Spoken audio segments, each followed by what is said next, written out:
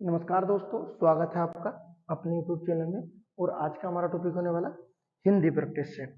सही है, शुरू कर लेते हैं पहले क्वेश्चन के साथ। जो पहला क्वेश्चन दिया गया है, तुम्हारा किस सर्वनाम का उदाहरण है, अर्थात तुम्हारे में कौन सा सर्वनाम होगा। जो दिए गए हैं संबंधवाचक, पुरुषवाचक, प्रश्नवाचक व अनिश्चयवाचक।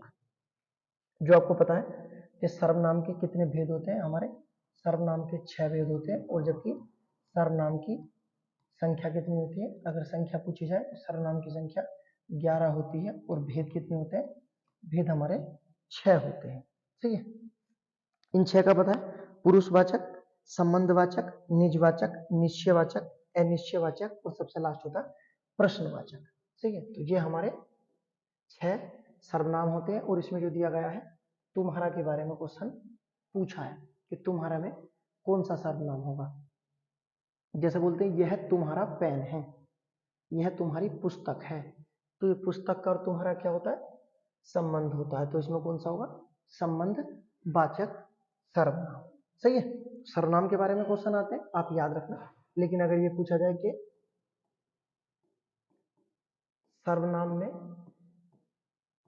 कारक कितने प्रकार के होते हैं, तो सर्वनाम में कारकों की संख्या कितनी होती है, 7 होती है। जबकि वैसे पढ़ते हैं कारक कितने होते हैं, तो 8 होते हैं। सही है, याद रखना। उसके बाद देखते हैं नेक्स्ट अगला क्वेश्चन जो दिया गया है, यह दृश्य बहुत सुंदर है में बहुत सुंदर में कौन सा विशेषण है। यह दृश्य बहुत सुंदर है, कैसा है, सुंदर है। और सुंदर कितना है, बहुत सुंदर है। तो इसका क्या होगा आपका प्रविशेषण। प्रविशेषण क्या होते हैं, जो विशेषण की विशेषता बताते हैं वह प्रविशेषण होते हैं। सही है, तो प्रविशेषण किसकी विशेषता बताते हैं, विशेषण की। और विशेषण किसकी विशेषता बताते हैं, तो जो विशेषण होते हैं ये बताते हैं आपकी संज्ञा और सर्वनाम की। सही है, तो संज्ञा और सर्वनाम की विशेषता कौन बताते हैं, विशेषण। और विशेषण की विशेषता कौन बताते हैं, प्रविशेषण। ठीक है, कि यह दृश्य बहुत सुंदर है, कितना सुंदर है, बहुत सुंदर है। तो इसमें कौन सा होगा, प्रविशेषण। जबकि अगर पूछा जाता कि सार्वनामिक विशेषण क्या होते हैं, तो याद रखना सार्वनामिक विशेषण वे होते हैं जब कभी संज्ञा से पहले सर्वनाम आ जाए, तो सार्वनामिक विशेषण होते हैं। और सार्वनामिक विशेषण कितने प्रकार के होते हैं, ये 2 प्रकार के होते हैं। कौन से, तो नाम याद रखना, मौलिक सार्वनामिक विशेषण और दूसरा जो होता है यौगिक सार्वनामिक, जो योग से बनते हैं। सही है, उसके बाद परिमाण वाचक विशेषण कितने प्रकार के होते हैं, ये भी 2 प्रकार के होते हैं। कौन से, पहले याद रखना है, पहला होता है आपका निश्चित परिमाणवाचक और दूसरा जो होता है आपका अनिश्चित परिमाणवाचक विशेषण। सही है, तो ये याद रखना कि पूछा है सार्वनामिक विशेषण कितने प्रकार के होते हैं, 2। परिमाणवाचक कितने प्रकार के होते हैं, 2। और अगर पूछा जाए विशेषण के कितने भेद होते हैं, तो विशेषण के 4 भेद होते हैं, गुणवाचक, संख्यावाचक, परिमाणवाचक और सार्वनामिक या संकेतवाचक। सही है, ये याद रखना। उसके बाद देखते हैं नेक्स्ट अगला क्वेश्चन जो दिया गया है। तीसरा क्वेश्चन हमारा है सकर्मक क्रिया नहीं है, किस वाक्य में सकर्मक क्रिया नहीं से क्वेश्चन है, नहीं है। ठीक है, क्रिया से क्वेश्चन है। क्रिया के हमारे 2 भेद होते हैं, पहला होता हमारा अकर्मक और दूसरा सकर्मक। अर्थात जो कर्म के साथ हो तो सकर्मक, और जो कर्म के बिना हो तो वो होती है अकर्मक। अर्थात जिसमें कार्य करने का प्रभाव डायरेक्ट अपना कर्ता पर पड़ जाए, उसमें होता आपका अकर्मक क्रिया। जैसे दिया गया है पहले में, मोहन हंसता है, इसमें हमारा कौन सी क्रिया होगी, तो याद रखना इसमें हमारी अकर्मक क्रिया होगी। अर्थात इसमें सकर्मक क्रिया नहीं होगी। सही है, क्योंकि इसमें हंसने का डायरेक्ट प्रभाव किस पर पड़ा है, ठीक है, कर्ता पर पड़ा है। अगर डायरेक्ट हंसने का प्रभाव या क्रिया का प्रभाव डायरेक्ट कर्ता पर पड़ जाए तो कौन सी क्रिया होती है हमारी, अकर्मक। और डायरेक्ट अगर कर्ता पर ना पड़े तो कौन सी क्रिया हो जाती है हमारी, सकर्मक। ठीक है, याद रखना। उसके बाद नेक्स्ट, जैसे देखो यहाँ पे सुधीर दिया गया है, यहाँ पुलिस दिया गया है, और यहाँ पर रामू दिया गया है। चलाने का प्रभाव किस पर है? कार पर। ठीक है, उसके बाद नेक्स्ट पकड़ने का चोर पर। सही है, उसके बाद पिलाओ का दावा पर। ठीक है, जबकि कर्ता तो अलग है ना सब, इधर सुधीर पुलिस और यहाँ रामू है। सही है, तो ये याद रखना, सकर्मक क्रिया में डायरेक्ट कर्ता पर प्रभाव नहीं पड़ता है। किस पे पड़ता है? कर्म पर पड़ता है। ठीक है, उसके बाद देखते हैं नेक्स्ट अगला जो क्वेश्चन दिया गया है। अगला क्वेश्चन है हमारा, गरीबों के निमित्त धन इकट्ठा करो में कौन सा कारक है? अर्थात कारक से क्वेश्चन है हमारा। ये याद रखना कि कारक कितने भेद होते हैं, तो कारक हमारे 8 भेद होते हैं कारक के। सही है, उसके बाद नेक्स्ट एक व्यक्ति है हमारे, बहुत प्रसिद्ध व्यक्ति है, नाम याद रखना, किशोरी दास वाजपेयी। इनके आधार पर कारकों की संख्या कितनी है, कितने कारक माने गए हैं? तो इनके द्वारा कारक माने गए हैं 6। क्लियर है, लेकिन यहाँ पर जो दिया गया है, गरीबों के निमित्त धन इकट्ठा करो। अब जो दिया गया है, जैसे हमारा इसमें दिया गया है करण कारक, तो करण कारक में जो कारक चिन्ह होता है, इसमें होता है से का प्रयोग। ठीक है, और इसमें क्या होता है? एक साधन का बोध होता है। सही है, उसके बाद अपदान में जो होता है अलग होने का भाव।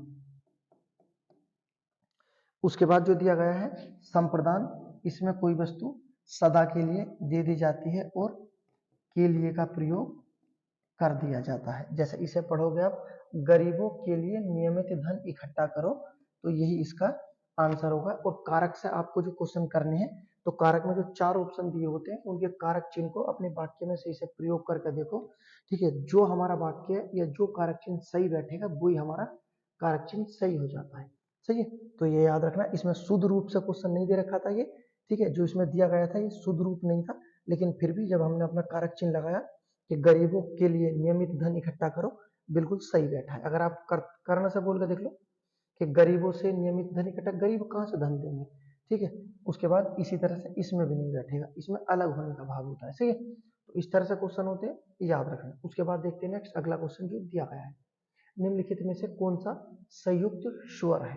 बहुत महत्वपूर्ण है, ये संयुक्त स्वर से क्वेश्चन पूछे गए हैं।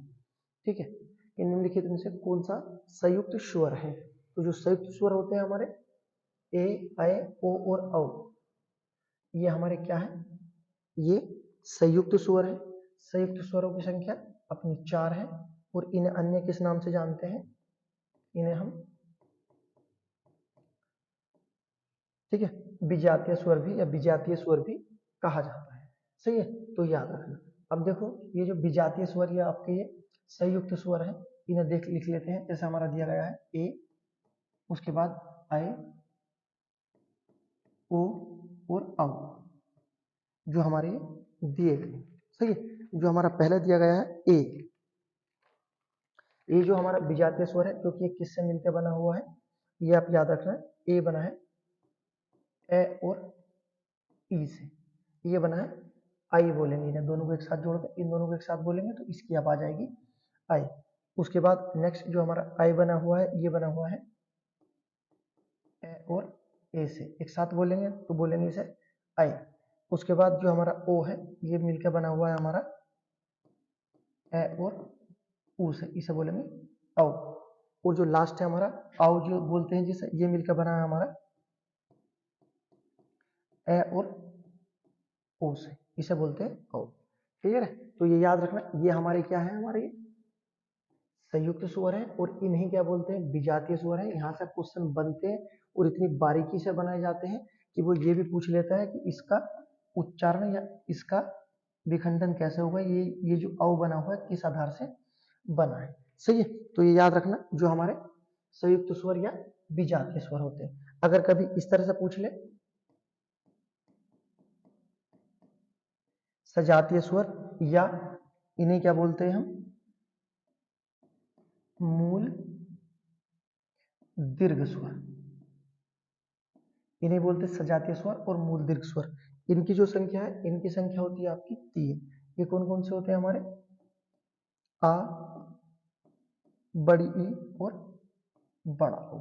देखिए अभी सजातीय होते हैं और ये मूल दीर्घ होते हैं, अर्थात ये अपने ही शब्दों से बने हुए हैं। अपने शब्दों से किस तरह से, जैसे ये आ है हमारा, ये किससे बना है, ए और ऐसे ही मिलकर बना है। जैसे ई है बड़ी वाली, ये छोटी ई और छोटी ई से, सॉरी बड़ी नहीं, इसमें छोटी ही आएगी, सही है। तो याद रखना जो इसमें है ये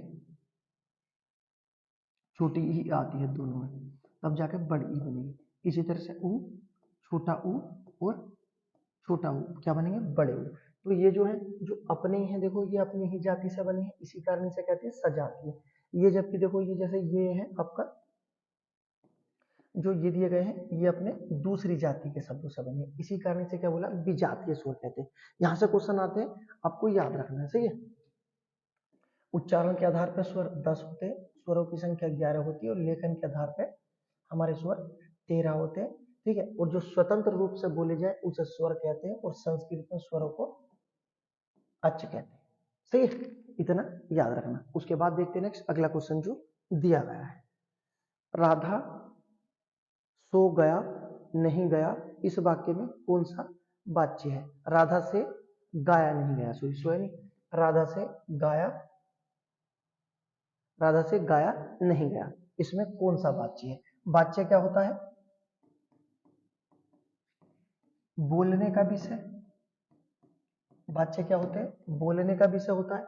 और वाच्य के कितने भेद होते हैं, 3 भेद, जिसमें कर्म की प्रधानता हो, कर्ता की प्रधानता और भाव की प्रधानता। इसमें क्या दिया गया है, राधा से गाया नहीं गया, ठीक है। तो राधा को गवाते ही नहीं, राधा से नहीं गाया गया, ठीक है। तो इसमें लेकिन कौन सा वाच्य है पूछा गया, तो ये हमारा भाववाच्य है। चलो राधा से नहीं गाया गया। तो उसके बाद देखते हैं नेक्स्ट अगला जो क्वेश्चन दिया गया है, वाक्य में जहां अर्ध विराम की अपेक्षा कम रुकना पड़ता हो, वहां पर कौन सा कारक चिन्ह होता है। अर्थात अर्ध विराम की अपेक्षा कम रुकना होता है, सही। तो अर्ध विराम की अपेक्षा जो कर्म कम रुकना होता है, ये हमारा किस में रुकना होता है, याद रखना। तो ये हमारा रुकना होता है अल्प विराम में, सही है, याद रखना।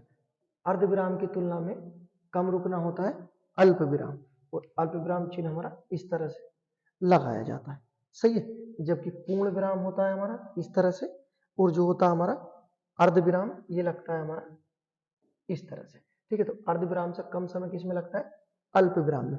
अगर हमारे ये इस तरह से हो जाता तो ये कौन सा हमारा चिन्ह होता, ये होता हमारा उप विराम, सही है। चिन्ह याद रखना, क्वेश्चन आते हैं हमारे विराम चिन्हों से, विराम चिन्हों की संख्या 20 होती है, सही है। उसके बाद देखो नेक्स्ट अगला जो क्वेश्चन दिया गया है, क्वेश्चन है इसमें दही शब्द है, अच्छा दही में कौन सा लिंग है, ये क्वेश्चन इसमें दिया गया है, सही है। तो दही कैसा है हमारा, दही तो खट्टा है, तो दही हमारा पुरलिंग होगा। जबकि छाछ होता तो छाछ हमारा स्त्रीलिंग हो जाता, लेकिन दही तो खट्टा है तो दही हमारा पुरलिंग हो गया। उसके बाद नेक्स्ट आपको जो याद रखना, इसमें दिया गया है उभयलिंग शब्द, सही है, कि उभयलिंग शब्द क्या होते हैं। तो याद रखना ऐसे शब्द जो दोनों लिंग में समान होते हैं उसे उभयलिंग शब्द कहते हैं। अर्थात दोनों लिंगों में, दोनों लिंग कौन कौन से, जो पुरलिंग भी और स्त्रीलिंग दोनों में समान होते हैं, उसे क्या कहते हैं, हम उभयलिंग कहते हैं। और उभयलिंग में क्या आते हैं हमारे, आप याद रखना, इसमें हमारे पद आते हैं, जैसे हमारे हो गए प्रधानमंत्री, ठीक है। उसके बाद क्या हो गए हमारे राष्ट्रपति, उसके बाद हमारे सीएम या हमारे गवर्नर, ये क्या है हमारे सब पद हैं। उसके बाद हमारे वकील हो गए, सही है। वकील के बाद अध्यक्ष पद आया हमारा, सही है। तो ये सब क्या है, हमारे पद हैं ये, और पद क्या है, उभयलिंग है, क्योंकि इनसे पता नहीं चल पाएगा। अब जैसे एक क्वेश्चन है कि मैं प्रधानमंत्री से मिल आया, अब मैं जिस प्रधानमंत्री से मिल आया हूं तो उसका तो पता ही नहीं चला कि वो स्त्रीलिंग है या पुरलिंग है, बस वाक्य इतना है कि मैं प्रधानमंत्री से मिल आया, लेकिन ये तो पता ही नहीं चला कि जिस प्रधानमंत्री से मिला हूं वो स्त्रीलिंग है या पुरलिंग है। या तो पूरा नाम बोलना पड़ता कि मैं इंदिरा गांधी से मिलाया तो पता चल जाता स्त्रीलिंग है, या मैं मनमोहन सिंह से मिलाया तो हमें पता चल जाता ये पुल्लिंग है। ठीक है, तो ऐसे शब्द जिन्हें बोलने से लिंग जाति लिंग का जो आपका स्त्रीलिंग है या पुरुष लिंग या पुल्लिंग है उसका पता ना चले, उन शब्दों को क्या कहते हैं? उभयलिंग कहते हैं। उभयलिंग की परिभाषा आती है, याद रखना, या ये भी पूछा जाता कि निम्नलिखित में से कौन सा पद उभयलिंग होगा या कौन सा शब्द उभयलिंग होगा। सही है, उसके बाद देखते हैं नेक्स्ट अगला क्वेश्चन जो दिया गया है। अगला क्वेश्चन है लिंग भेद में किसका रूपांतरण नहीं होता? बहुत महत्वपूर्ण है। लिंग की पहचान होती है हमारी संज्ञा से। सही है, हिंदी में 2 प्रकार के और संस्कृत में 3 प्रकार के, लेकिन लिंग में किसका रूपांतरण नहीं होता? बहुत महत्वपूर्ण क्वेश्चन है। लिंग वचन कारक संज्ञा सर्वनाम विशेषण क्रियाविधि अगर यहाँ से क्वेश्चन आते हैं और गलत होते हैं तो बस फिर तो बहुत गलत होता है। ठीक है, और ये लिंग से क्वेश्चन आया है। लिंग भेद में किसका रूपांतरण नहीं होता? तो लिंग भेद में सर्वनाम का रूपांतरण नहीं होता है। ठीक है, उसके बाद देखते हैं नेक्स्ट अगला क्वेश्चन जो दिया गया है। अगला क्वेश्चन दिया गया है निम्नलिखित में से किस धातु से भाषा बनती है? ठीक है, तो भाषा किस धातु से बनती है? तो याद रखना भाषा हमारी भास धातु से बनती है, और इसमें जब हम अपना आ प्रत्यय लगा देंगे तो हमारा एक पूरा रूप ले लेगा, क्या बन जाएगी? भाषा। ठीक है, तो याद रखना निम्नलिखित में से किस धातु से भाषा बनी थी? तो किस शब्द से बनी थी हमारी? किस धातु से? भास धातु से बनी थी। इसमें आ प्रत्यय लगा देने से पूरा बन जाता। उसके बाद दिया गया है नेक्स्ट अगला 11वां जो हमारा क्वेश्चन है, गुरु की उत्तम अवस्था बतानी। अवस्था आपको पता है, विशेषण में जो अवस्थाएं होती हैं हमारी कितने प्रकार की होती हैं? तो याद रखना ये हमारी 3 प्रकार की होती है। सही है, पहली क्या होती है? पहली याद रखना मूल अवस्था, जो गुरु दिया गया है मूल अवस्था। उसके बाद जो होती है उत्तर अवस्था, और उसके बाद तीसरी होती है उत्तम अवस्था। सही है, इसमें गुरु है और इसमें उत्तम अवस्था पूछी है। तो गुरु की जो उत्तम अवस्था होगी वो होगी गुरुत्तम। सही है, तो इसमें क्या है? उत्तम अवस्था गुरुत्तम। जबकि अगर बात करते हैं हम कि इसमें उत्तर अवस्था बताओ, तो इसमें उत्तर अवस्था हो जाती है गुरुत्तर। सही है, गुरुत्तर क्या थी? इसमें उत्तर अवस्था, गुरुत्तम, उत्तम अवस्था, और गुरु क्या है? ये क्या ना मूल अवस्था। ठीक है, तो विशेषण में कितने प्रकार की अवस्थाएं होती हैं? 3 प्रकार की होती है। उसके बाद देखते हैं नेक्स्ट अगला क्वेश्चन जो दिया गया है, निम्नलिखित में से कौन सा शब्द देशज है? बहुत इंपॉर्टेंट है, देशज शब्द से क्वेश्चन आया है। कौन सा? देशज है। ठीक है, तो इसमें जो दिया गया है हमारा देशज शब्द, देशज शब्द की परिभाषा क्या है? जिन शब्दों की उत्पत्ति का पता ना चले उन शब्दों को देशज शब्द कहते हैं। सही है, जैसे इसमें दिया गया है काठ शब्द दिया गया है, तो ये हमारा तद्भव है क्योंकि ये बना है हमारा काष्ठ से। सही है, काठ किससे बना? काष्ठ से बना है। उसके बाद जो दिया गया है ऊंट दिया गया है, ये हमारा तद्भव है, इसका तत्सम क्या होगा? उष्ट, ये हमारा तत्सम बन जाएगा। उसके बाद उल्लू हमारा तद्भव है क्योंकि हमारा जो तत्सम होता है वो होता है उल्लूक। ठीक है, तो ये शब्द हमारे तत्सम तद्भव है, तो अब हमारा देशज कौन सा बचा? वो हमारा देशज शब्द है। जिन शब्दों की उत्पत्ति का पता ना चले उन्हें क्या कहते हैं? उन्हें हम देशज शब्द कहते हैं। उसके बाद देखते हैं नेक्स्ट अगला क्वेश्चन जो दिया गया है। अगला क्वेश्चन दिया गया है हमारा, अरे वाह आपका आगमन तो आकस्मिक है। आपका आगमन तो आकस्मिक है वाक्य में रिक्त स्थान पर किस विराम चिन्ह का प्रयोग किया जाएगा? ठीक है, तो याद रखना अगर इस तरह से आ जाए कि दिया गया है अरे वाह, तो ये सब किस में आते हैं? विस्मय आदि बोधक में आते हैं। सही है, उसके बाद नेक्स्ट विराम चिन्ह से क्वेश्चन है, तो याद रखना इसमें दिया गया है दोहरा अवतरण चिन्ह या उद्धरण चिन्ह। तो दोहरा अवतरण या उद्धरण चिन्ह किस तरह से लगता है? इस तरह से। अगर दोहरे की जगह इकहरा होता तो ये इस तरह से लग जाता। सही है, उसके बाद नेक्स्ट जो हमारा अर्धविराम है ये सही है, और प्रश्नवाचक तो बिल्कुल आपको पता ही होगा। सही है, तो इसका आंसर याद रखना, उपविराम चिन्हों की संख्या कितनी होती है? 20 होती है। किस विद्वान के आधार पर? तो कामताजी प्रसाद के आधार पर। अगला क्वेश्चन हमारा फिर दे दिया, बहुवाच्य का प्रयोग नहीं हुआ है। बहुवाच्य का प्रयोग नहीं हुआ है अर्थात किसमें बहुवाच्य का प्रयोग नहीं हुआ है? तो इसमें जो दिया गया है, पहला क्या है हमारा, मुझसे बैठा नहीं जाता, ये तो बिल्कुल बहुवाच्य है पूरी फीलिंग के साथ। राम से खाया नहीं जाता, ये भी हमारा बहुवाच्य। मुझसे यह बोझ उठाया न जाएगा, इसमें डाउट है। अगला क्या है, धूप में चला नहीं जाता, ये भी हमारा बहुवाच्य। तो हमारा जो बहुवाच्य का प्रयोग नहीं हुआ है, किसमें नहीं हुआ है? तो याद रखना, मुझसे यह बोझ उठाया न जाएगा। सही है। उसके बाद देखते हैं नेक्स्ट, अगला जो दिया गया है, अगला क्वेश्चन दिया गया है हमारा युग्म से दिया गया है। इसमें युग्म बताना है हमें, ठीक है, बहुत महत्वपूर्ण है क्योंकि युग्म से क्वेश्चन आते हैं। अंश और अंश दोनों से का अंतर है, ठीक है, कौन सा सही देना है, सही है, सही भेद बताना है। तो पहला वाला जो अंश है, जो छोटे वाले से के साथ आता है, ये तो हमारा कंधा होता है, ठीक है, और दूसरे वाला अंश होता है हिस्सा, अंग अवयव हिस्सा, ठीक है, ये याद रखना। उसके बाद देखते हैं नेक्स्ट अगला क्वेश्चन, निम्नलिखित में से कौन सा शब्द बर्तनी की दृष्टि से अशुद्ध, अच्छा अशुद्ध बताना है, बर्तनी की दृष्टि से अशुद्ध है। इसमें जो दिया गया है, पहला दिया गया है अनुग्रहित, श्रृंगार, उसके बाद शुश्रूषा और आशीर्वाद। आशीर्वाद तो बिल्कुल सही है, आशीर्वाद है।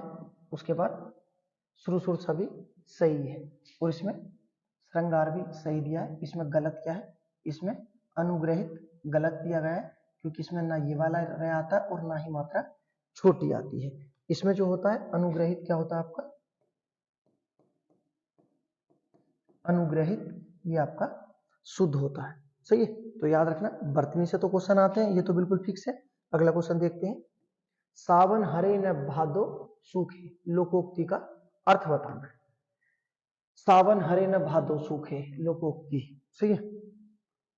लोकोक्ति कौन सी भाषा का शब्द है? ये हमारा संस्कृत भाषा का शब्द है। इसका अर्थ क्या होता है? लोकों की उक्ति, अर्थात लोक होता है, जैसा लोकसभा होता है ना, तो लोकसभा क्या होती है? वो लोगों की सभा होती है।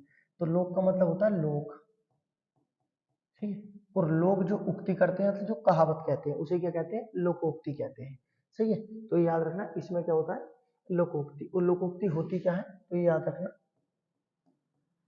पूरा वाक्य होती है, जबकि मुहावरा तो शब्द का अंश होता है, ठीक है। सावन हरे न भादो सूखे, इसमें कौन सी लोकोक्ति है? सदैव एक समान रहना है, सही है, सदैव एक समान रहना, सावन हरे न भादो सूखे। उसके बाद देखते हैं नेक्स्ट अगला क्वेश्चन जो दिया गया है। अगला क्वेश्चन दिया गया है छक्का पंजा करना, अर्थात छक्का पंजा करना मुहावरा है। मुहावरा है, कौन सी भाषा का है?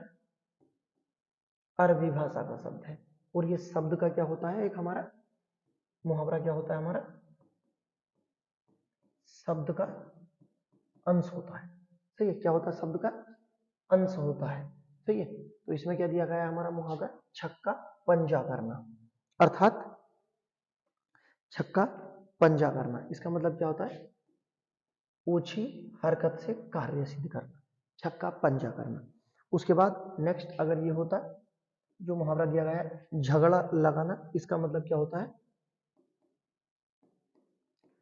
बाधा उत्पन्न करना, ठीक है, छक्का पंजा लगाना, बाधा उत्पन्न करना। उसके बाद जो दूसरा दिया गया है आपका चापलूसी करना, इसका अर्थ क्या होता है? नखरे उठाना, नखरे उठाना, चापलूसी करना। उसके बाद अगला दिया गया है नारदगिरी करना, चुगली करना, सही है। सारे मुहावरे हैं, याद रखना। उसके बाद देखते हैं नेक्स्ट अगला क्वेश्चन जो दिया गया है। अगला दिया गया है बिछोना शब्द में प्रयुक्त प्रत्यय से क्वेश्चन है, प्रत्यय बताना है, बिछोना में कौन सा प्रत्यय है, ठीक है। आप याद रखना, जो हमारे प्रत्यय होते हैं इसके कितने भेद होते हैं? दो भेद होते हैं। पहला कौन सा होता है? कृदंत प्रत्यय, उसके बाद दूसरा होता है आपका तद्धित प्रत्यय, सही है। जो कृदंत प्रत्यय होते हैं ये हमारे क्रिया के साथ आते हैं, और जो तद्धित प्रत्यय होते हैं ये हमारे संज्ञा, सर्वनाम और विशेषण के साथ आते हैं। सही है। तो याद रखना प्रत्यय के कितने भेद होते हैं? दो, कृदंत प्रत्यय और तद्धित प्रत्यय होते हैं। इसमें पूछा गया है क्वेश्चन, बिछोना, बिछोना में कौन सा प्रत्यय होगा? तो बिछोने में जो प्रत्यय होगा इसमें होगा ऊना प्रत्यय। सही है। उसके बाद देखते हैं नेक्स्ट अगला क्वेश्चन जो दिया गया हमारा,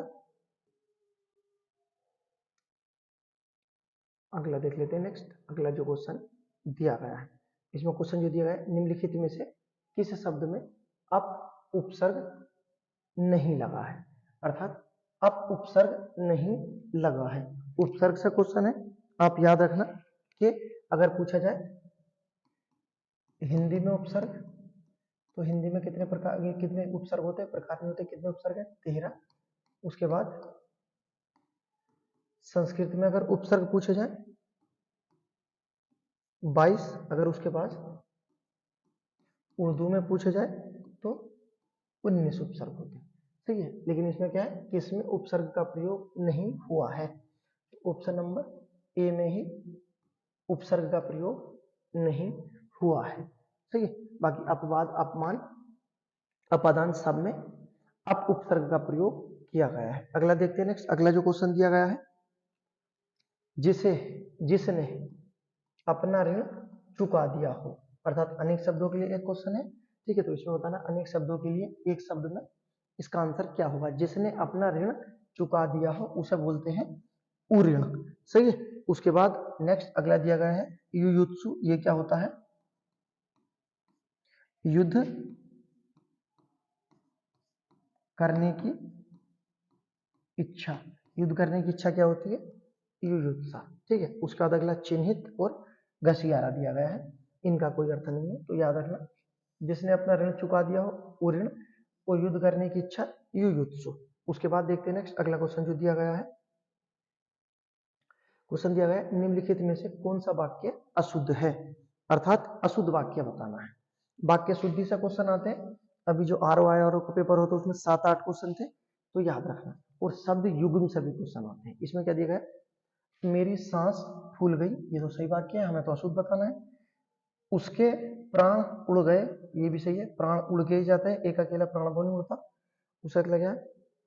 इसमें से कोई, इसमें से कई किताबें पढ़ी हुई हैं। हाँ सही है। जो भी बहुत सारी किताबें थी उसमें कई किताबें पढ़ी हुई हैं। उसके बाद आप कहाँ पर रहते हो, तो इसमें पर का प्रयोग नहीं होगा, आप कहाँ रहते होगा।